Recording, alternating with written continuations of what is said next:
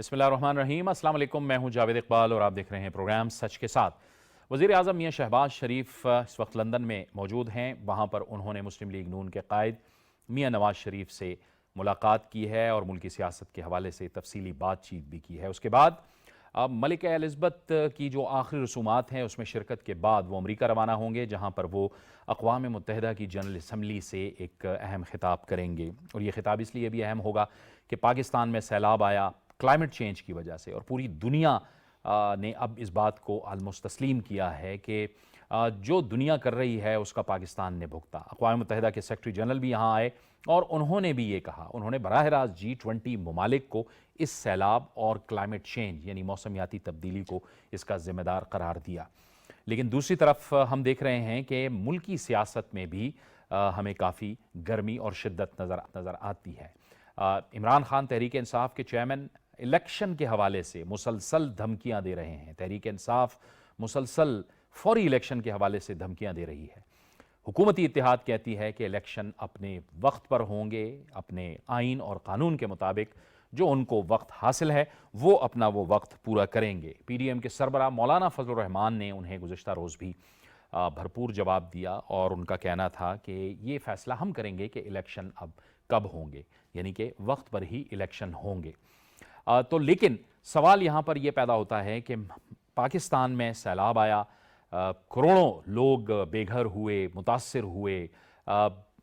तवज्जो हमारी इंतखाबात पर होनी चाहिए या तवज्जो इस वक्त हमारी सैलाब के मुतासरीन की बहाली पर होनी चाहिए?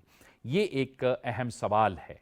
और क्यों कर ऐसे सवालात पैदा किए जाते हैं या ऐसे दलाइल देने की कोशिश की जाती है जिसका ना आइन से ताल्लुक़ हो, ना कानून से ताल्लुक़ हो और ना जो ग्राउंड की एक सूरत हाल है उससे उसका ताल्लुक़ हो।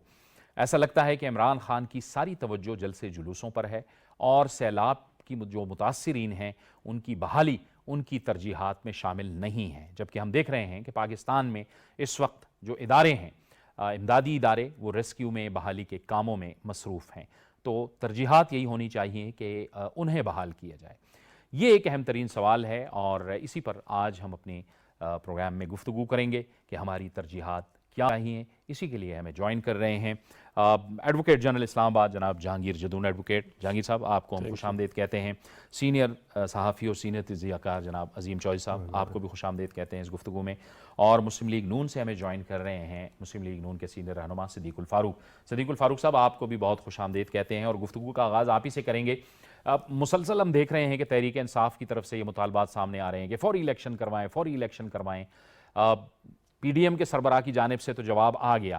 आपका जो हुकूमती इत्तेहाद है यकीनी तौर पर वो इस बात पर उसकी जो तवज्जो है वो मरकूज़ है कि सारी तवज्जो जो है वो सैलाब की मुतासरीन की बहाली पर होनी चाहिए, न कि इस तरह के मुतालबात पर। बिस्मिल्लाहिर्रहमानिर्रहीम। जावेद इकबाल साहब, बहुत शुक्रिया। जब 4 करोड़ से ज़्यादा लोग सैलाब में डूबे हुए हों, उसकी वजह से मईशत बर्बाद हो रही हो जो पहले इमरान खान साहब ने बर्बाद कर दी थी, और सारी दुनिया पाकिस्तान से हमदर्दी का इजहार करके आगे बढ़ने में मेरा ख्याल है आप पे एक रफ्त हो रही है।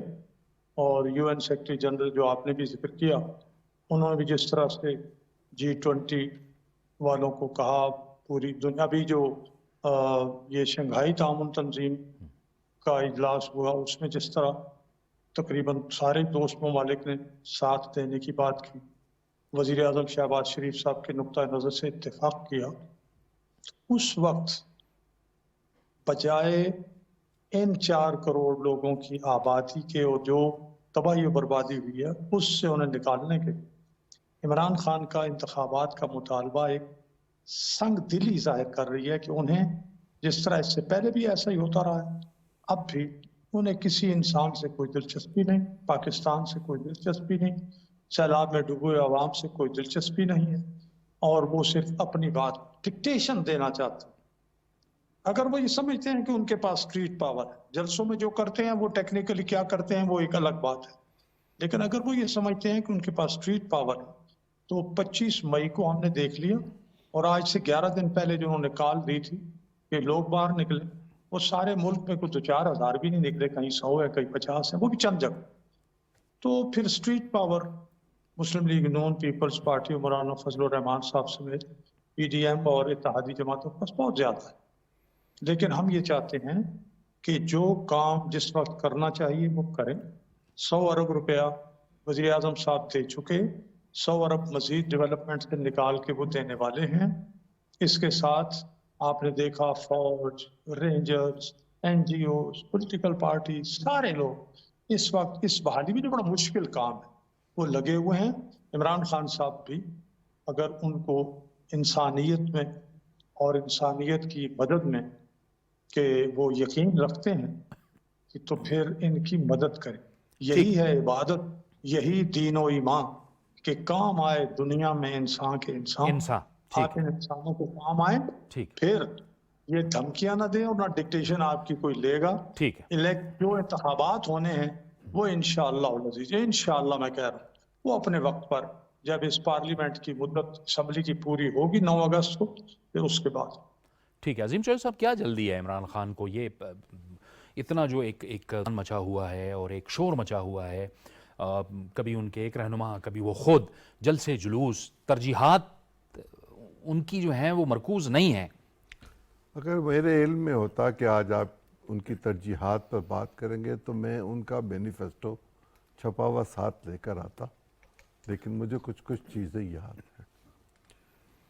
पॉलिटिकल पार्टीज़ जब इक़्तिदार के लिए कोशिश कर रही होती हैं तो वो लाहे अमल मुरतब करती हैं, तरतीब देती हैं, लोगों को बताती हैं और उसमें लोगों की फलाह व बहबूद की बात की जाती है, उन्हें सहूलत की बात की जाती है और तरक्की पजीर ममालिक में ये कहा जाता है कि हम आपकी तरक्की कराएं में आपके साथ मामन होंगे, रोज़गार के मौक़े बढ़ाएंगे, गुर्बत का ख़ात्मा करेंगे, सेहत की सहूलतें देंगे। ऐसा इमरान खान साहब के मैनिफेस्टो में भी लिखा हुआ है। लेकिन इस वक्त जो तकरीबन 3.5 पौने 4 करोड़ लोग और 70,000 वो ख़वातीन जो औलाद पैदा करने के प्रोसेस में मौजूद हैं, वो खुले आसमान के नीचे सड़कों पर पड़ी हुई हैं, जिनके पास खाने के लिए नहीं है, जिनके पैदा होने वाले बच्चों के पास दूध पीने के लिए नहीं है। और इमरान खान साहब ये कह रहे हैं कि मैं उनकी मदद करूंगा। जाने वो कब मदद करेंगे? रहनुमा का काम है कि वो लोगों को मुश्किल से निकाले। उसका ये काम नहीं कि वो उसको लोगों को मुश्किल में डाल दे। सिर्फ लोगों को मुश्किल में ना डाले, रियासत पूरी की पूरी को मुश्किल में डाल दे। अगर यही तरीका कार है तो फिर लोग यकीनन इसका एहतसाब खुद कर लेंगे। लेकिन उन्हें इस बात का एहसास करना चाहिए कि सिंध से भी उनको सीटें मिली थी, बलूचिस्तान से भी मिली थी, बलूचिस्तान की हुकूमत के वो हिस्सेदार थे, सिंध की बुनियाद पर वो पाकिस्तान के वज़ीर आज़म बने थे, 14 सीटें उन्हें कराची से मिली थी। लेकिन सिंध डूबा हुआ है, 33 शहरों में से 31 शहर डूबे हुए हैं और पानी निकालने के लिए अब रास्ता बलूचिस्तान के रास्ते से लिया जा रहा है कि वापस पानी जो है वो दरिया में डाला जा सके, क्योंकि ये दरियाई सैलाब तो था नहीं कि दरिया में चला जाता।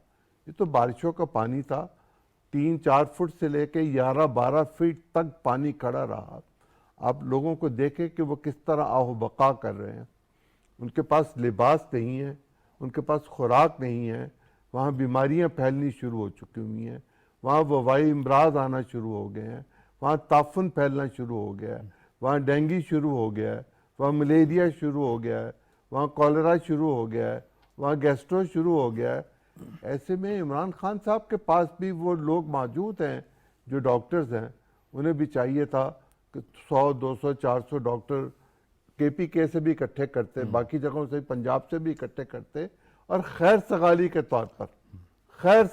तौर पर पंजाब और KPK के वहाँ डॉक्टर्स जाते, दवाइयाँ साथ लेकर जाते, कैंप साथ लेकर जाते, सहूलतें साथ लेकर जाते, एम्बुलेंस साथ लेकर जाते, ज़िंदगी बचाने वाली अद्वियात भी लेकर जाते। आप ज़रा गौर कीजिए कि फ़र्ज़ कीजिए कुछ लोग उनमें डायबिटिक हों तो उनको तो कहीं दवा नहीं मिल रही, کل چارسدہ میں انہوں نے جلسہ کیا اور وہاں پہ لوگوں نے احتجاج کیا کہ جب ہم سیلاب میں ڈوبے ہوئے تھے تو آپ آپ کہاں نے تھے؟ ہمارا نہیں پوچھا. وہاں جا کے انہوں نے مولانا فضل الرحمان صاحب اور ایمل ولی خان کے لیے جن الفاظ کا قابل مذمت الفاظ کا استعمال کیا، اب پورے لوگ اس کی مذمت کر رہے ہیں. دیکھیں پاکستان کی پالیٹکس میں اس سے زیادہ نامعقول اور غیر مناسب اور غیر پارلیمانی زبان کسی رہنما نے استعمال نہیں کی جتنی عمران خان صاحب نے کی. جتنی نفرت انہوں نے معاشرے میں، گھروں میں، علاقوں میں، صوبوں میں پیدا کر دی ہے، اتنی نفرت کے ہم متحمل نہیں ہو سکتے. نفرت کی بنیاد پر پیدا کی گئی جو صورتحال ہے، اس کے نتیجے میں اگر یہ سمجھا جائے کہ محبت کے پھول جو ہیں وہ ایک دوسرے کو دیے جائیں گے تو یہ ناممکن ہے. نفرت کے بیج بو کر میں محبت کی خوشبو تقسیم نہیں کر سکتا. صحیح. اور میں اگر رہنما ہوں، میرے سینے میں درد ہے، دل ہے، احساس ہے، مجھے اس بات کا اندازہ ہے کہ پاکستان کی تقریباً 1/4 آبادی تو نہیں، اس سے کچھ زیادہ، اس سے تھوڑی کم آبادی، یعنی 4 کروڑ کے قریب، 5واں حصے کے قریب، چھٹے حصے کے قریب پانی میں ہیں اور زندگی کی نعمتوں سے محروم ہیں. ٹھیک. اور وہ زندگی کی بھیک مانگ رہے ہیں اور پرائم منسٹر مجبور ہو گیا کہ وہ ملک میں سے جانے سے پہلے ٹی وی پر، ریڈیو پر، اخبار نویسوں کے ساتھ یہ گفتگو کرے کہ خدا کا واسطہ ہے بچوں کے دودھ کے ڈبے خرید کر وہاں بھیجیں، جتنے بیچ سکتے ہیں وہ اتنے بیچیں. ٹھیک ہے. لوگ تو اس کے پیچھے چل پڑے دودھ بیچ. جہانگیر جندون صاحب، اسٹریٹ پاور آپ کے پاس ہے، عوامی طاقت اگر آپ کے پاس ہے تو کیا آپ آئین کو بھی رون دیں گے، قانون کو بھی رون دیں گے؟ اس کا یہ مطلب ہے کہ آپ آئین اور قانون کے سامنے کھڑے ہو جائیں؟ ایسے تو بسم اللہ الرحمن الرحیم. بہت شکریہ. نہیں، اس طرح بات نہیں ہے. قانون تو عمران خان صاحب خود کہتے ہیں کہ سب کے لیے برابر ہے. آپ کے پاس اگر اسٹریٹ پاور ہے، آپ ایک لیڈر ہیں، تو آپ کو لا کو زیادہ فالو کرنا چاہیے. رول آف لا کی آپ بات کرتے ہیں، چاہے کوئی بھی پولیٹیکل لیڈر ہو، کیونکہ اس کی فالوئنگ ہوتی ہے تو اس کو خود قانون پہ زیادہ عمل کرنا چاہیے. اگر وہ خود قانون پہ عمل کرے گا، وہ عدالتوں کی رسپیکٹ کرے گا، وہ اداروں کی رسپیکٹ کرے گا، تو ظاہری بات ہے اس کو یہ فالو ہے. کیونکہ لا کا مطلب کیا ہوتا ہے؟ پیس ان دا سوسائٹی. جب آپ کو لا کو فالو کریں گے، رول آف لا کا مطلب ہے کہ آپ پیسفلی رہ سکیں. ٹھیک ہے. تو جب آپ یہ سمجھیں کہ میرے پاس اسٹریٹ پاور ہے، میں کسی قانون کو نہیں مانتا، تو یہ سوسائٹی پھر جو ہے نا آگے پولرائز ہے بہت زیادہ. تو پھر آپ اس کو مزید پولرائزیشن کی طرف لے کے آ رہے ہیں. پھر کل کوئی دوسرا لیڈر کھڑا ہو جائے گا، وہ کہتا میں نہیں مانتا. تو پھر اس طرح تو ایک قیاس ہوتا ہے سوسائٹی میں. Society as a peaceful society نہیں رہ سکتی. رول آف لا یا قانون کا یہ مطلب ہے کہ آپ میں کوئی بندہ بھی ہے، ارسپیکٹو آف اسٹیٹس، وہ قانون کی نظر میں سب برابر ہیں. اور چاہیے یہ کہ جتنا بڑا جو ہے بندہ ہو، اس کو زیادہ اس کو مطلب ترجیح دینی چاہیے کہ وہ رول ریگولیشن کو فالو کرے. مطلب ایک وکیل کے طور پر وکیل کو زیادہ خیال ہوتا ہے کہ میں لا کو فالو کروں، کیونکہ لوگ وہ ایک پریسیڈنٹ بنتا ہے کہ آپ اگر خود لا کو فالو نہیں کرتے تو آپ کسی دوسرے بندے کو کس طرح کہہ سکتے ہیں کہ آپ پہ یہ قانون لاگو ہوتا ہے، یہ قانون فالو کرے. یعنی یہ ہمیں طے کرنا ہوگا کہ ملک میں جو ہے وہ آئین اور قانون کو بالادستی حاصل ہے، نہ کہ کسی خاص طبقے کو. نہیں، اس کے بغیر تو کوئی چارہ نہیں ہے نا.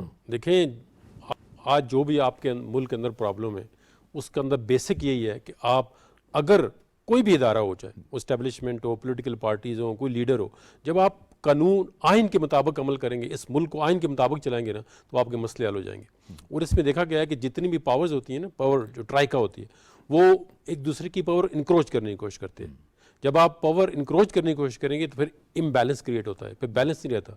وہ آپ کا کنسٹیٹیوشن جو ہے نا، وہ آپ کو بیلنس کریٹ کر کے دیتا ہے کہ آپ کو پارلیمنٹ کے پاس یہ پاور ہے، جوڈیشری کے پاس یہ ہے، ایگزیکٹو کے پاس یہ ہے. تو جب آپ ایک ادارہ ایک دوسرے کے اوپر ٹرائی کرتا ہے نا، کوشش کرتا ہے کہ اس کی پاور جو ہے نا وہ کلپ کی جائے یا اوور لیپنگ ہو، تو پھر اس کے اندر بیلنس نہیں رہتا، پھر پرابلم پیدا ہوتے ہیں. تو ملک کی مسائل کا بھی حل یہ ہے کہ آپ جو ہے آئین کو فالو کریں. جب آپ آئین کو لیٹر ان اسپرٹ میں فالو کریں گے نا، اب باتوں سے تو آئین فالو نہیں ہوتا، آپ پریکٹیکلی امپلیمنٹ کریں گے لا اور آئین کو، تو آپ کے بہت زیادہ مسائل جو حل ہو جائیں گے. آپ کو قانون اور آئین ہر مسئلے کا حل دیتا ہے لیکن عمل کریں آپ اس پہ. بالکل صحیح. جی صدیق الفاروق صاحب، اب ظاہر ہے ملکی استحکام جو ہے وہ ایک تو سیاسی ہم آہنگی میں ہے، مضبوط معیشت میں ہے اور سیاست کی مضبوطی میں ہے. لیکن اس وقت ہم دیکھ رہے ہیں کہ جو اکثر جماعتیں ہیں، اکثریت جماعتیں ہیں، وہ ظاہر ہے حکومتی اتحاد کا حصہ ہیں، وہ تو ہمیں ایک سائٹ پہ نظر آتی ہیں اس معاملے کے لیے، لیکن اپوزیشن کی جو جماعت ہے وہ نظر نہیں آتی ہے۔ دیکھیے، میں اپوزیشن کی جماعت کے حوالے سے میں عرض کروں، پہلی بات تو میں وہ سوال کا آپ کا جواب اس وقت نہیں دے سکا کہ عمران خان کو جلدی کیا ہے اور کیوں جلدی ہے۔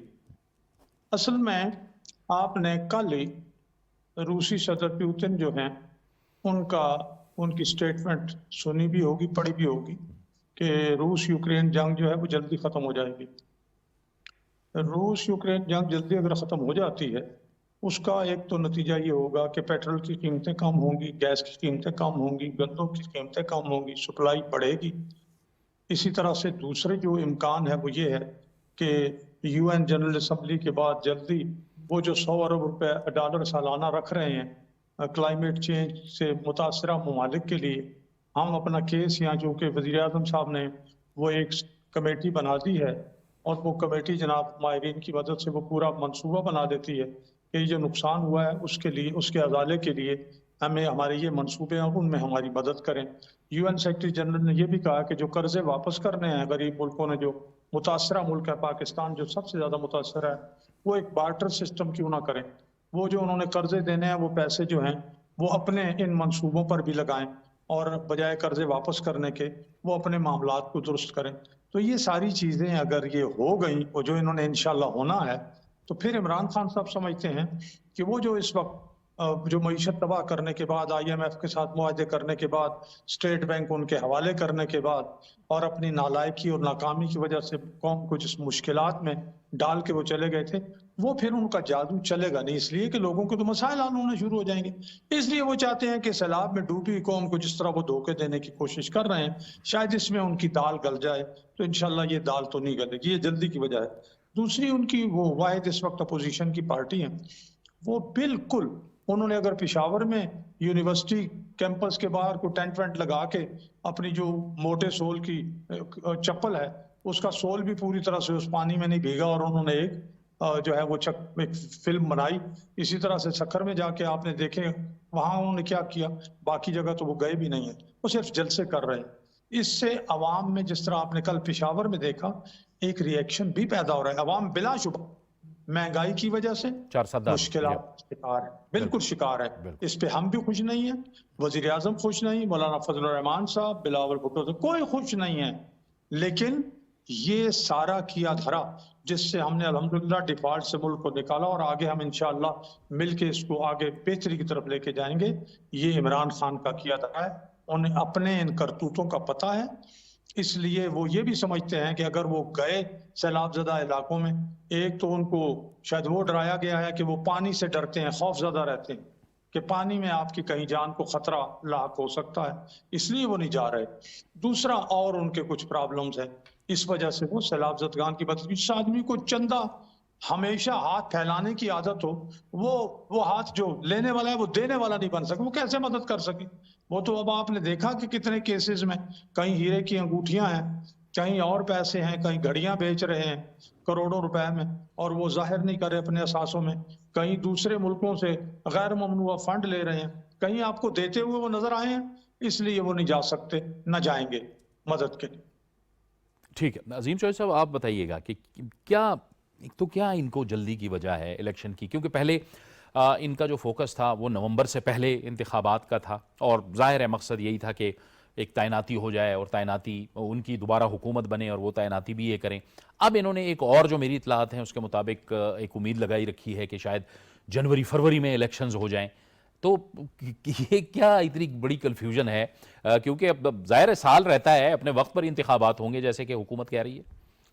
اگر میں حکومت کی بنیاد پر یا حکومت کے حوالے سے کوئی گفتگو کروں تو وہ غیر سنجیدہ ہوگی، اس لیے کہ میں حکومت کا حصہ نہیں ہوں، میرا کوئی تعلق نہیں ہے۔ اگر جدون صاحب کرے عدالت کے حوالے سے کوئی گفتگو تو وہ سنجیدہ گفتگو ہوگی۔ اگر پاکستان کا وزیر دفاع دفاعی امور کے حوالے سے اور دفاعی تعیناتیوں کے حوالے سے کوئی بات کرے تو اس سے زیادہ سنجیدہ تو کوئی بات نہیں۔ بالکل، وہ کل پاکستان تشریف لائے تھے، دورے پہ گئے ہوئے تھے کچھ دیر کے لیے، لیکن انہوں نے کچھ چیزیں واضح کر دی۔ پہلے انہوں نے یہ واضح کیا کہ یہ تعیناتی نومبر میں ہوگی اور یہ حکومت اور کابینہ کے مشورے سے ہوگی. جی ایچ کیو اور دفاعی وہ جو انٹیریئر منسٹری ہے وہ سمری لے کر جائے گی اور ڈیفنس منسٹری اور وہ کابینہ اور وزیر اعظم کے مشورے سے ہوگی. یہ کابینہ کسی ایک پارٹی کی نہیں ہے, یہ سمجھ لینا چاہیے کہ یہ کابینہ کئی پارٹیوں پر مشتمل ہے اور وزیر اعظم بھی ایک پارٹی کا حصہ ہیں. تو گویا ان پارٹیوں میں اتفاق ہوگا تو کابینہ کوئی باہمی اتفاق سے فیصلہ کر سکے گی, اور وہ مجھے اگر پسند کرے گی پوری کی پوری کابینہ تو پھر آپ کو وہ نہیں رکھے گی, وہ مجھے ہی رکھے گی. یا اگر وہ آپ کو رکھے گی تو پھر مجھے وہ کہیں گے کہ نہیں آپ کو ہم کہیں اور بھیج دیتے ہیں. دوسری چیز یہ کہ یہ آئین کے تحت ہونا ہے, اس میں پورا ایک چیپٹر ہے آئین میں کہ یہ تعیناتیاں کیسے ہونی ہیں. پھر یہ کہ انہوں نے کہا اگست میں اگلے سال انتخاب ہوگا, یعنی نہ انتخاب پہلے ہو رہا ہے, نہ تعیناتی پہلے ہو رہی ہے, نہ تعیناتی مؤخر ہو رہی ہے, نہ ایکسٹینشن ہو رہی ہے. یہ سب چیزیں پاکستان کے وزیر دفاع نے واضح کر دی. ایک چیز اب میں آپ کو ایڈیشنل اس میں کہہ دوں تاکہ بے چینی ختم ہو جائے. پاکستان کے آج کے وزیر دفاع نے 2013 میں ایک مقدمہ سپریم کورٹ کے سامنے رکھا تھا, کانسٹیٹیوشنل پٹیشن تھی 30 نمبر. اس کا صفحہ 41 سے 44 تک پڑھ لیں, 45 پر تو صرف دستخط ہے. اس میں انہوں نے لکھا ہوا ہے کہ پاکستان کا اقتدار عوام کے منتخب نمائندوں کے ذریعے اپنے اختیارات استعمال کر سکتا ہے, اور نگران حکومت کے پاس کوئی اختیار نہیں ہے عوامی امنگوں کا. وہ عوامی امنگوں کے مطابق فیصلہ کرنے کا اختیار نہیں رکھتے چونکہ وہ عوام کو جواب دہ نہیں ہے. لہذا اگر وہ کوئی پوسٹنگ کریں, کوئی ٹرانسفر کریں, کوئی اپوائنٹمنٹ کریں, کسی قسم کا کوئی پالیسی ڈیسیژن کریں تو وہ کالعدم قرار دے دیا جائے گا, وہ وائڈ ہوگا, وہ فریز کر دیا جائے گا. اور ماضی میں ٹیکسلا کے ایک جرنل صاحب کے بارے میں حکومت نے فیصلہ کیا, کیئر ٹیکر نے آ کے اس پر نوٹیفیکیشن کیا. 3 جج صاحبان, افتخار چودھری صاحب, اعجاز چودھری صاحب اور گلزار احمد صاحب, جن میں سے 2 تو چیف جسٹس رہے, ان کا فیصلہ موجود ہے کہ نگران حکومت کوئی پالیسی ڈیسیژن نہیں کر سکتی. اور ان جرنیل صاحب کا جو تعیناتی کا فیصلہ تھا وہ انہوں نے فریز کر دیا تھا کہ اس کو پراپر چینل سے آئندہ حکومت جو آئے گی وہ کرے گی. گویا نگران حکومت ڈنگ ٹپاؤ حکومت ہوتی ہے, وہ کوئی بڑا فیصلہ نہیں کر سکتی. اب یہ لوگوں کو بے وقوف بنانے کی کوشش کر رہے ہیں کہ الیکشن جلدی ہوگا, دیر سے ہوگا, کل ہوگا, پرسوں ہوگا. الیکشن اپنے وقت پر ہوگا. قومی اسمبلی مذاق نہیں ہوتی. اور اگر آپ یہ چاہتے ہیں کہ راجہ ریاض مستقبل کے نگران وزیر اعظم کا فیصلہ کرے تو آپ اسمبلی سے باہر رہیں, اور اگر آپ یہ چاہتے ہیں کہ آپ اس میں شریک ہوں اور اپنا آئینی کردار ادا کریں تو آپ اسمبلی کے اندر جائیں, اپنے لوگوں کو لے کے آپ اسپیکر کے پاس پیش ہوں اور کہ ہمارے استعفے واپس کر دیں. آپ کو فیس سیونگ چاہیے, فیس سیونگ زدون صاحب لے کے دے سکتے ہیں. جہانگیر صاحب آپ بتائیے, یہ جو ظاہر ہے آئین اور قانون نے تو آپ کو راستہ دیا ہوا ہے, آپ اپوزیشن میں ہیں, اپوزیشن میں نہیں ہیں. میں اس لیے کہہ رہا ہوں اپوزیشن میں ہیں, اپوزیشن میں نہیں ہے کہ آپ خود کنفیوز ہیں. آپ جیسے عظیم چوہدری صاحب نے فرمایا اسمبلی سے باہر ہیں, استعفے دیے ہیں, استعفے نہیں دیے, یہ ایک بہت بڑی کنفیوژن ہے.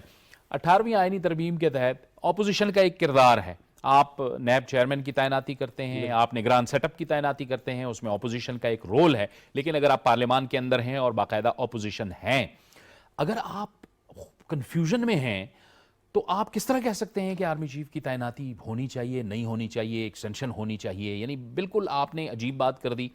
یہاں ہمارا جو قانون ہے وہ کہاں آپ کو اجازت دے رہا ہے اس طرح کی بات؟ نہیں دیکھیں, اب ان کی یہ کنفیوژن تو دور ہو گئی ہے کہ یہ پارلیمنٹ میں ہے یا نہیں ہے, کیونکہ ان کی جو پٹیشن تھی اسلام آباد ہائی کورٹ نے کہہ دیا کہ آپ کے جو ان بلاک ریزگنیشن تھے وہ نہیں ٹھیک تھے, اب سارے ممبر آف دا پارلیمنٹ ہیں. اب یہ ممبر آف دا پارلیمنٹ ہیں, ابھی اگر یہ نہیں جاتے تو یہ جو جن لوگوں سے ووٹ لے کے آئے ہوئے ہیں ان کا جو ٹرسٹ ہے, ان کا جو رائٹ ہے وہ ڈینائی کر رہے ہیں. دیکھیں ایک بندہ ایم این اے جو الیکٹ کرتا ہے اس کے اندر پیچھے لاکھوں لوگ ہوتے ہیں. اب ان لوگوں کی ریپرزنٹیشن یہ ڈینائی کر رہے ہیں، مطلب کروڑوں لوگوں کی، اگر ان کے سارے ممبران کو آپ لاکھ پہ کریں ملٹیپلائی کریں تو یہ مطلب ایک کروڑوں لوگوں کی ریپرزنٹیشن کو اسمبلی میں ڈینائی کر رہے ہیں. یہ رسپانسبل ہیں، یہ ان کا ٹرسٹی ہیں اس کے. دیکھیں پبلک آفس ہولڈر کا مطلب ہے کہ you are holding this office on behalf of the public. اور آپ جو رد عمل دے رہے ہیں، جو رسپونڈ کر رہے ہیں، وہ انتہائی غیر ذمہ دارانہ ہے، اپنے عوام کا اعتماد کو ٹھیس دیں. دوسری بات یہ کہ دیکھیں جو بھی چیزیں میں آپ کو بتایا ابھی پہلے کہ آئین کے مطابق چلیں گے تو ٹھیک ہے. الیکشن کب ہونے ہیں، کس طرح ہونے ہیں، یہ آئین میں درج ہے. کس نے کرانے ہیں، یہ آئین میں درج ہے. ٹھیک ہے. آرمی چیف کی اپوائنٹمنٹ کس ہونی ہے، آرٹیکل 243 سب آرٹیکل 4.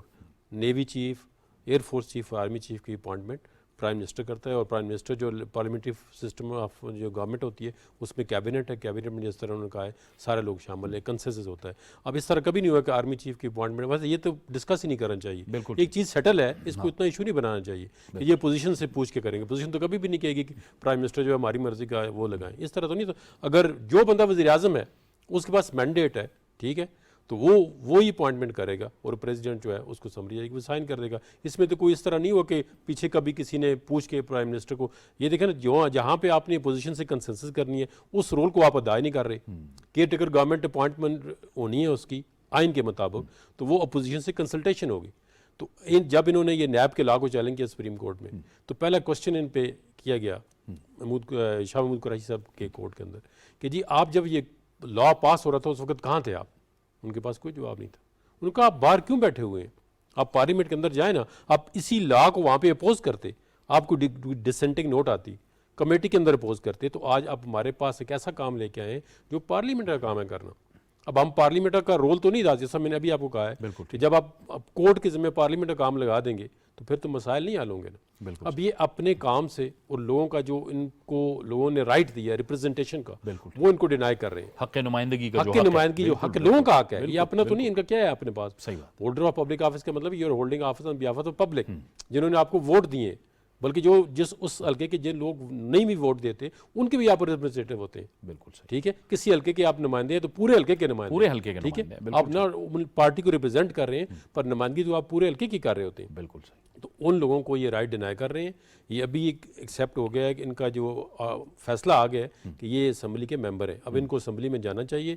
بار بار عدالتیں بھی انہوں کہہ رہی ہیں آپ اسمبلی میں جائیں، اپنا رول ادا کریں، اور جب وقت پہ جو بھی وقت آئے گا آپ جا کے کنسنسس ڈیولپ کریں نا. الیکشن تو آئین میں لکھا ہوا کب ہونے ہیں اور کس طرح ہونے ہیں. اب یہ کہتے ہیں چیف الیکشن کمیشن کے ذریعے ہم الیکشن نہیں کراتے. میں اب لیگل بات کر رہا ہوں. اب چیف الیکشن کو ہٹانے کا کیا طریقہ ہے، وہ بھی آئین کے اندر درج ہے، آئین کے اندر ہے. تو آئینی طریقے سے آپ نہیں ہٹا سکتے اس کو، کس طرح ہٹائیں گے.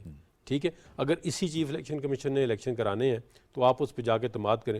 آپ کے لیے جو کام آپ کا ٹھیک ہو کہتے ہیں بندہ بھی ٹھیک ہے، جو آپ کے اگینسٹ ہو کہتے ہیں بندہ حرام. اس طرح نہیں آپ مطلب پک اینڈ چوز نہیں کر سکتے. میرٹ پہ کریں، اپنی مرضی کے آپ کے فیصلے خلاف آ رہے ہیں جو تو فیصلہ ہے ٹھیک اس کو بھی قبول کریں، ورنہ جو حق میں آتا ہو تو آپ ظاہر ٹھیک ہے. قبول لیکن کرتے صدیق الفاروق صاحب، حکومت کے لیے بھی بڑے چیلنجز ہیں، مہنگائی کے چیلنجز ہیں، عوام حکومت کی طرف دیکھ رہی ہے. ظاہر ہے آپ سے بھی بڑی توقعات ہیں. آپ کو لگتا ہے کہ جب بھی اپنے وقت پر الیکشن میں جائیں گے تو آپ پاکستان کے عوام کو جو ہے وہ ریلیف دے چکے ہوں گے، کیونکہ پاکستان کی عوام ظاہر ہے حکومت کی طرف تو دیکھ رہی ہے.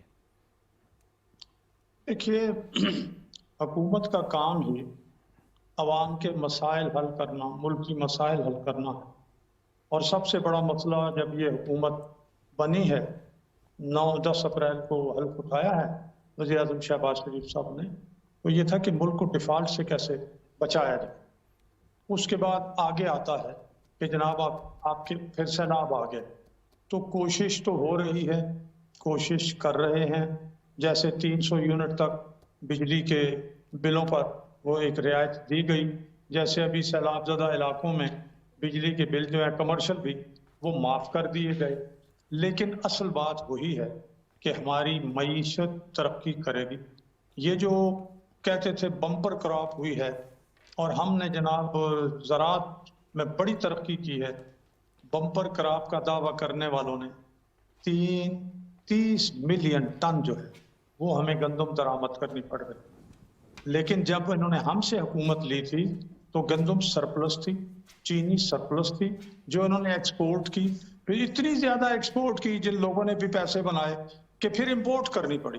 یہ ان کی پالیسیاں ساری، ان کے منفی جو فیصلے تھے اور نقصانات وہ ہمیں برداشت کرنا پڑ رہے ہیں. یہ ابھی جو فصلیں بوئی، اور صاحب آپ کو معلوم ہے کہ پچھلے دنوں یوریا، جب ان کی حکومت تھی یوریا ملک میں نہیں تھا، लोग ये ज़राअत की तरक्की की बात करते हैं, किसान कतारों में खड़े थे, बारिशें बरस रही थी और ये कह रहे थे वो जी हमने चीन में ऑर्डर दिया है, अब यूरिया आ जाएगा, यानी जब वक्त गुजर जाएगा उसके बाद इनका यूरिया आएगा। तो हम पूरी तरह से मसाइल हल करने की कोशिश कर रहे हैं। जैसा मैंने अर्ज किया कि अभी अपना वज़ीर आज़म साहब की जो जल्द तारीखें निकलेंगी रूस के दौरे की, वहाँ उन्होंने जो ऑफर दी है पेट्रोल, अपना तेल और गंदम वगैरह और गैस की वो उस पर मुआहदा होगा। हमारे पास गैस के लिए कुछ इंफ्रास्ट्रक्चर है, कुछ बनाना पड़ेगा। पेट्रोल के लिए क्या करना पड़ता है, अगर वो ये तेल यहाँ साफ करने की कितनी फैसिलिटी है, ये सारे काम। इसी तरह से मैंने कहा बैन अवी इमदाद आती है।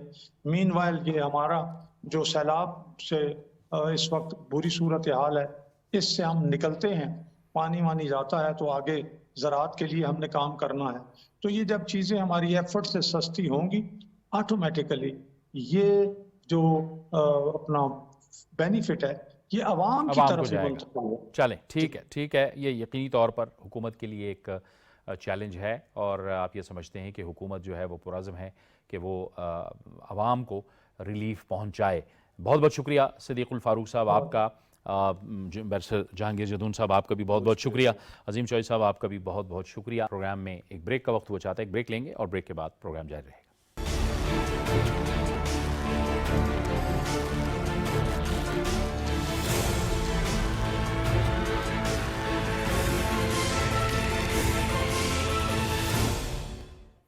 प्रोग्राम में नाज़रीन एक बार फिर आपको खुशामदीद कहते हैं और अब हम बात करेंगे कि भारत को कनाडा में एक बड़ी सिफारती नाकामी का सामना करना पड़ा है। वहाँ पर खालिस्तान रेफरेंडम आज हो रहा है और जिसका सिलसिला अब शुरू हो गया है। इतलात के मुताबिक वहाँ पे 5-5 किलोमीटर तवील लाइनें लगी हुई हैं रेफरेंडम में अपना वोट देने के लिए।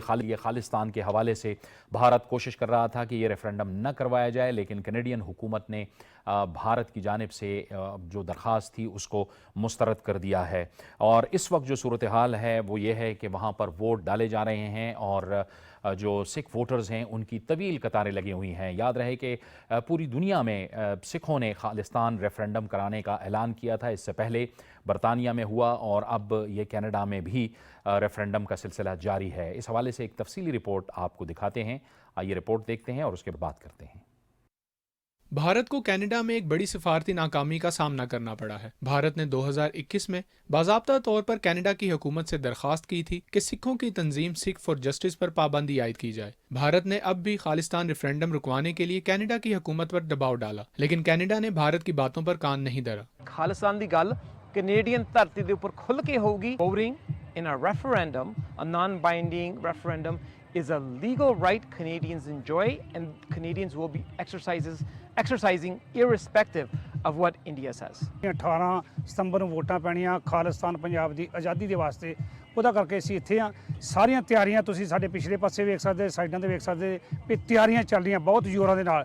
ਅਸੀਂ ਪੂਰਾ ਇੰਤਜ਼ਾਮ ਕੀਤਾ। ਕੱਲ ਨੂੰ 1 ਲੱਖ ਤੋਂ ਪਲੱਸ ਜਿਹੜੇ ਲੋਕ ਨੇ ਉਹ ਸਾਨੂੰ ਆਉਣ ਦਾ ਉਹਨਾਂ ਦਾ ਜਿਹੜਾ ਵਾ बिल्कुल असी उन्होंने वास्ते तैयार हैं। कनाडा के शहर टोरंटो में खालिस्तान के लिए रेफरेंडम से कबल दुआई तकरीब का इनेकाद किया गया, जिसमें 50,000 से जायद सिखों ने शिरकत की। तकरीब में शामिल शुरका ने पीले रंग के झंडे उठाए हुए थे और उन पर खालिस्तान के नारे दर्ज थे। इस मौके पर शुरका ने खालिस्तान के क़याम तक जिदोजहद जारी रखने के अज़म का इयादा किया। हिंदुस्तान की सरकार आउंदी आ ते सिखां दे हक जां पंजाबी दे हक नहीं मिलदे, उन्हें हक जिहड़े ने ओह खोए जांदे ने।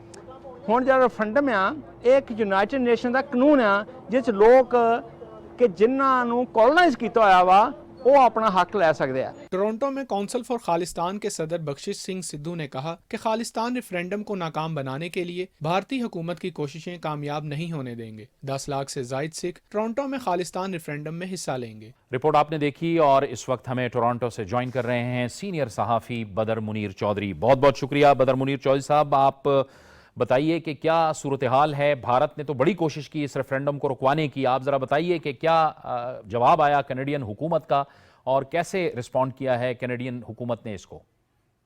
जावेद इकबाल साहब, यहाँ चार्टर ऑफ राइट्स है, आज़ादी है अपनी बात कहने की कनाडा में, और यहाँ पर खालिस्तान के हवाले से जो रेफरेंडम हो रहा है, इंडियन कौंसलेट और इंडियन हुकूमत ने کافی کوچنگ کافی لابی کی، چونکہ ہر شخص کو اپنی بات پرامن طریقے سے کہنے کا حق حاصل ہے، اس لیے کینیڈا کی حکومت یا جو مقامی اتھارٹیز ہیں اس نے منع نہیں کیا. ریفرینڈم جو ہے وہ یہاں پہ اس میں ووٹ جاری ہیں. جب جو یہاں پہ جو تنظیم ہے سکھ فار جسٹس اور خالصتان کونسل، انہوں نے جو میڈیا کو بتایا تھا، ان سے یہ پوچھا گیا تھا کہ آپ کس بنیاد پر کینیڈا کے اندر ریفرینڈم کروا رہے ہیں. انہوں نے کہا کہ یہ ہماری پرامن جدوجہد ہے اور ہم یہ پوچھ رہے ہیں کہ سکھ کمیونٹی کو انڈیا کے اندر آزاد خالصتان چاہیے یا نہیں. تو وہ ہاں میں بھی جواب دے سکتے ہیں اور نہ میں بھی. جیسا جاوید اقبال صاحب، یہ پہلے یو کے میں ہو چکا ہے یہ ریفرینڈم، جنیوا سوئٹزرلینڈ میں ہو چکا ہے، اٹلی میں ہو چکا ہے، اور اب کینیڈا میں آج لمبی لمبی جو قطاریں ہیں وہ دیکھنے میں آ رہی ہیں. اور جو یہ تنظیمیں ہیں ایک دو سکھ کمیونٹی کی، ان سے بار بار یہ پوچھا جاتا ہے کہ اس ریفرینڈم کی ضرورت کیا ہے اور آپ یہ کیوں کرنا چاہ رہے ہیں. تو وہ کہہ رہے ہیں کہ جی ہماری یہ آزادی کی جنگ ہے اور ہم اس کو پرامن طریقے سے لڑنا چاہ رہے ہیں، اور ریفرینڈم سے بہتر اور کوئی طریقہ نہیں. ہم لوگوں کی رائے جاننا چاہ رہے ہیں کہ جو سکھ کمیونٹی ہے کینیڈا کے اندر بہت بڑی تعداد میں، جاوید اقبال صاحب، یہاں پہ سکھ کمیونٹی ہے، اور جہاں پر یہ ریفرینڈم ہونے جا رہا ہے برمپٹن وہ سٹی ہے اور اس کو منی انڈیا بھی کہتے ہیں. وہاں پر اگر آپ سڑکوں پر پہنچیں اور ریسٹورنٹوں میں جائیں تو سکھ کمیونٹی اور انڈین کمیونٹی جو ہے وہ بڑی تعداد میں دیکھنے کو ملتی ہے. یہاں پر سچویشن ابھی یہ ہے کہ لمبی قطاریں ہیں، لیکن یہ میں بتانا چاہوں گا کہ جو پہلے بھی انٹرنیشنل ریفرینڈم ہو چکے ہیں ان کا انہوں نے رزلٹ اناؤنس ابھی تک نہیں کیا، اور کینیڈا میں بھی جو ریفرینڈم ہوگا اس کا بھی یہ رزلٹ اناؤنس نہیں کریں گے. لیکن جو ان کا سب سے بڑا اعلان ہے کہ اگلے سال 26 جنوری کو جب بھارت کا یوم جمہوریہ منایا جاتا ہے، وہ ان کا اعلان ہے کہ ہم بڑے پرامن طریقے سے انڈیا کے اندر ریفرینڈم کروانا چاہتے ہیں، لیکن جو انڈین حکومت ہے اس کی اجازت نہیں دے رہی. بدر منیر صاحب، یہ اس میں ایک اہم بات یہ بھی ہے کہ پوری دنیا کو بھی یہ معلوم ہو رہا ہے کہ بھارت کے اندر خود سکھوں کے ساتھ کیا کیا جا رہا ہے، یا وہاں پر جو اقلیتیں ہیں، وہاں پر مسلمان ہیں بہت بڑی تعداد میں، عیسائی ہیں، ان کے ساتھ جو کچھ ہو رہا ہے، اور جس طرح سے وہاں پہ وشو ہندو پریشد اور RSS کے لوگ جو رویہ اپنائے ہوئے ہیں، جو سلوک کر رہے ہیں، یہ بھی بھارت کے لیے ایک بہت بڑی امبیرسمنٹ ہے بین الاقوامی سطح پہ. جاوید اقبال صاحب، یہاں پر بھی ایک منظر دیکھنے پہ آیا تھا کہ ایک مندر کے باہر کسی نے خالصتان لکھ دیا تھا اور کچھ ہلکا پھلکا لڑائی جھگڑا ہوا ہے. ایک سکھ لیڈر کا پوسٹر پھاڑا گیا یہاں پر، اور چارجز جو ہیں وہ بھی یہاں پہ لگائے جا رہے ہیں. لیکن جو یہاں کی پولیس ہے، یہاں کی جو اتھارٹیز ہیں، یہاں کی جو حکومت ہے، وہ مکمل آزادی دے رہی ہے سکھ کمیونٹی کو کہ آپ اپنا ریفرینڈم کریں، اپنی رائے کا اظہار کریں. اور جیسا میں نے پہلے کہا کہ جو سکھ لیڈرز ہیں یہاں پہ، جو بڑی تنظیمیں ہیں، ان کے جو ہیڈ کوارٹرز ہیں واشنگٹن DC اور نیو یارک میں، وہ بھی یہاں پہ آج یہاں پہ موجود ہیں، یہاں پہ آئے ہوئے ہیں. ان کا بھی یہ کہنا ہے کہ ہم نارتھ امریکہ کا جو کانسٹیٹیوشن ہے یا جو کینیڈا کا چارٹر آف رائٹس ہے اس کے مطابق ہم بڑی پرامن بات کر رہے ہیں کہ، اور ہم سکھ کمیونٹی سے پوچھ رہے ہیں کہ آپ کو خالصتان چاہیے یا نہیں چاہیے. تو لوگ نہ میں بھی ووٹ دے سکتے ہیں. ہم کوئی ایسا کام نہیں کر رہے جو غیر اخلاقی ہو یا غیر قانونی. جی، لیکن یقینی طور پہ یہ ایک بہت بڑا ایونٹ ہونے جا رہا ہے. جو سکھ رہنما ہیں ان سے بھی آپ کے رابطے ہوں گے، ان کا کیا موقف ہے کہ یہ ان کی ایک جد و جہد ہے؟ کیونکہ ظاہر ہے بھارت کے اندر سکھوں کو بھی، کیونکہ ان کا ایک یہ بھی مطالبہ ہے کہ ہمیں بھی انہوں نے دہشت گردی کے ساتھ جوڑ دیا ہے. جاوید اقبال، جو 1984 میں وہاں پر یہ واقعہ ہوا تھا سکھوں کے خلاف، وہ اس کو بیس بناتے ہیں. جتنی سکھ کمیونٹی ہے یہاں پہ دوسرا گروپ بھی ہے جو اس خالصتان کی موومنٹ کے خلاف ہے، لیکن بہت زیادہ سکھوں کے گروپس ہیں جو اس کے حق میں ہیں کہ سکھوں کے ساتھ جو ظلم ہوتا ہے یا جو ہیومن رائٹس کی وائلیشن ہوتی ہے وہ نہیں ہونی چاہیے. میں ایک کل ایک کہیں پہ موجود تھا اور وہاں پر ایک سیکورٹی گارڈ جو ہوتے ہیں یہاں پہ وہ سکھ کمیونٹی سے اس کا تعلق تھا. تو میں نے ویسے ہی ایک میڈیا پرسن کے طور پر میں نے اس کو کہا کہ یار کل یہاں پہ خالصتان کے لیے ریفرینڈم ہو رہا ہے تو آپ جائیں گے؟ کہ جی ہم بڑی تعداد میں جا رہے ہیں. تو میں نے کہا یار آپ کو ڈر نہیں لگتا یا آپ کو خوف نہیں ہے؟ کہتے یار خوف کس چیز کا ہے, ہم جو ہے اپنی رائے کا اظہار کر رہے ہیں, ہم اپنی اوپینین. تو جب رائے کا اظہار ہو تو اظہار رائے پر بالکل یہاں پر پابندی نہیں ہے اور لوگ جو ہے بڑھ چڑھ کر اس میں حصہ لے رہے ہیں جو, لیکن اس کے جو نتائج ہیں وہ ابھی اناؤنس یہ نہیں کریں گے. بدر منیر صاحب, یہ تو خالصتان ریفرنڈم کے حوالے سے بات ہوئی, لیکن ظاہر ہے آپ کو معلوم بھی ہے, آپ پاکستان کے اندر رپورٹنگ بھی کرتے رہے ہیں, ہم اکٹھے کام بھی کرتے رہے ہیں. اس وقت پاکستان جس صورتحال سے گزر رہا ہے اس میں ظاہر ہے سیلاب کے بعد جو ہے ہمارے کروڑوں لوگ بے گھر ہیں اور بہت برا حال ہے. اس کے ساتھ ساتھ کلائمیٹ چینج کی وجہ سے ہمارے حالات جو ہیں ہم اس تک پہنچے ہیں.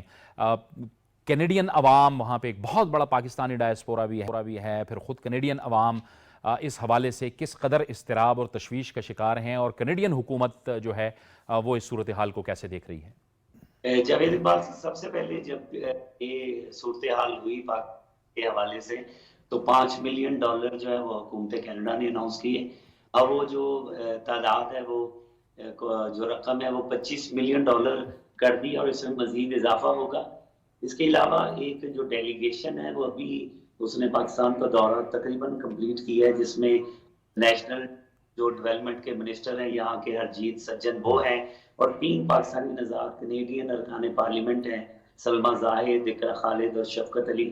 وہ پرائم منسٹر شہباز شریف سے ملے ہیں, وہ دوسرے حکام سے مل رہے ہیں, وہ پنجاب اور کے پی کے جو افیکٹڈ ایریاز ہیں وہاں انہوں نے وزٹ کر لیا ہے. یہاں جو پاکستانی کمیونٹی ہے اس ایک فنکشن میں جو یہاں ڈیفنس ڈے کا فنکشن ہوا تھا, میرے خیال میں 10 منٹ کے اندر کوئی $40,000 لوگوں نے اپنی جیبیں خالی کر دی. ابھی میں ایک اور بھی فنکشن میں جا رہا ہوں جہاں پہ ایک آکشن ہوگی اور میرے خیال میں ایک تصویر ہے, ایک پکچر جو ہے وہ $50,000 میں وہ فروخت ہوگی وہاں پر. یہاں پر لوگ جو ہیں وہ اپنے پاکستانی بہن بھائیوں کی اس گھڑی میں مکمل شامل ہیں.